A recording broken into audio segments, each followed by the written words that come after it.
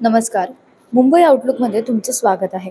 विधानसभेच्या विरोधी पक्षनेतेवरून दावे प्रतिदावे सध्या सुरू आहेत.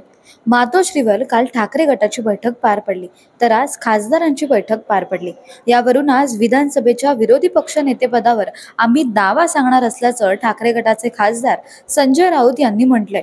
मी कालच्या बैठकीत नव्हतो, मी नाशिक दौऱ्यावर होतो, त्यामुळे आदित्य ठाकरेंच्या नावावर शिक्कामोर्तब झाल्याच्या चर्चेविषयी माहीत नाहीये, असं देखील संजय राऊत यांनी म्हणाले.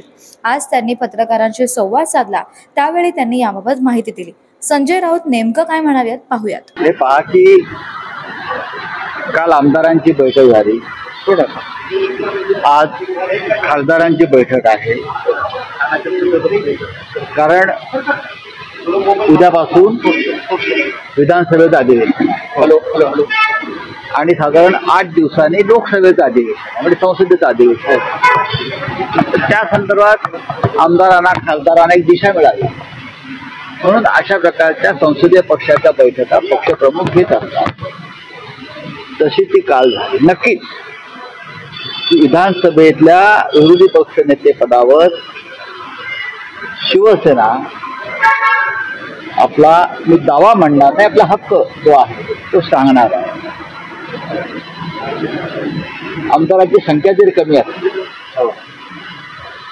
तरी नियमात आणि घटनेत असं कुठेच लिहिलेलं नाही की विरोधी पक्ष नेत्याशिवाय संसद आणि लोकसभा चालावी.